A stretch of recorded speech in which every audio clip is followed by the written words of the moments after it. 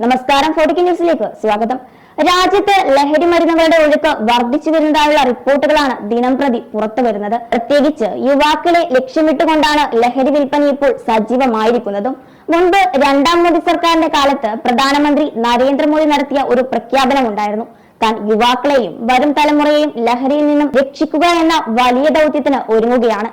ലഹരിക്കെതിരെ സുശക്തവും പഴുതകൾ ഇല്ലാത്തതുമായ പ്രതിരോധ മാർഗം തീർക്കുന്നതിനായി ബഹുമുഖ കർമ്മ പദ്ധതികളാണ് ഒരുക്കുന്നത്. അതിനാൽ തന്നെ രാജ്യത്തിന് ലഹരിയുടെ ഒഴുക്കുണ്ടാകില്ല എന്നൊക്കെ. എന്നാൽ ഇപ്പോൾ മോദിയുടെ ഗുജറാത്തിൽ നിന്ന് പോലീസിന്റെ വലയിലായിരിക്കുന്നത് വലിയ മയക്കുമരുന്ന് റാക്കറ്റാണ്. സൂറത്തിലെ RSS പ്രവർത്തകനും BJP യുവമോർച്ച അംഗവുമായ വികാസ് അഹിർ, കൂട്ടാളികളായ ചേതൻ കുമാർ സാഹു, അനീഷ് എന്നിവരാണ് അറസ്റ്റിലായിരിക്കുന്നത്. സോഷ്യൽ മീഡിയകളിലൂടെ നിരന്തരം മയക്കുമരുന്നിനെതിരെ പോരാടുന്ന വികാസാണ് ഐസ്ക്രീം പാർലറിന്റെ മറവിൽ മാരക മയക്കുമരുന്നുകൾ വിറ്റിരുന്നതെന്നാണ് അന്വേഷണ സംഘത്തിന്റെ കണ്ടെത്തൽ. രാജസ്ഥാനിൽ നിന്ന് കടത്തിയ MD മയക്കുമരുന്നാണ് ഇയാൾ ഐസ്ക്രീം പാർലറിന്റെ മറവിൽ കച്ചവടം ചെയ്തിരുന്നത്. രഹസ്യ വിവരത്തിന്റെ അടിസ്ഥാനത്തിൽ SOG സംഘം നടത്തിയ റെയ്ഡിലാണ് വൻതോതിൽ മയക്കുമരുന്നുകളുമായി അഹിറിനെയും സംഘത്തെയും പിടികൂടിയത്. MD മയക്കുമരുന്നും 2 മൊബൈൽ ഫോണുകളും ഒരു കാറുമടക്കം 44,70,000 രൂപ വിലമതിക്കുന്ന വസ്തുക്കളാണ് പ്രത്യേക പോലീസ് സംഘം പിടിച്ചെടുത്തിരിക്കുന്നത്.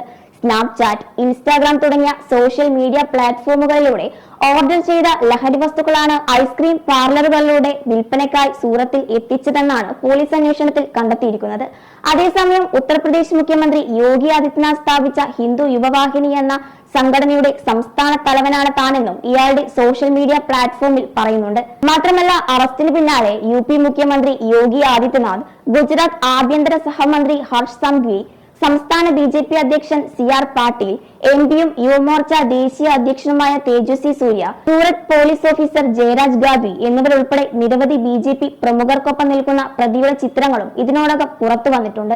കൂടാതെ ലഹരി മാഫിയയെ തുടച്ചു നീക്കാൻ UPയിൽ യോഗി ആദിത്യനാഥ് വലിയ പ്രവർത്തനങ്ങളാണ് നടത്തുന്നതെന്നും അദ്ദേഹം ലഹരി മാഫിയയുടെ പേടി സ്വപ്നമാണെന്നുള്ള ഇയാളുടെ മുൻ എക്സ്പോസ്റ്റുകളും ഇപ്പോൾ വലിയ രീതിയിലാണ് വീണ്ടും പ്രചരിക്കുന്നത്. ഇതോടെ BJPയുടെ നെടുംതൂണായ നേതാക്കൾക്കെതിരെ വലിയ വിമർശനങ്ങളാണ് ഉയർന്നു വരുന്നത്.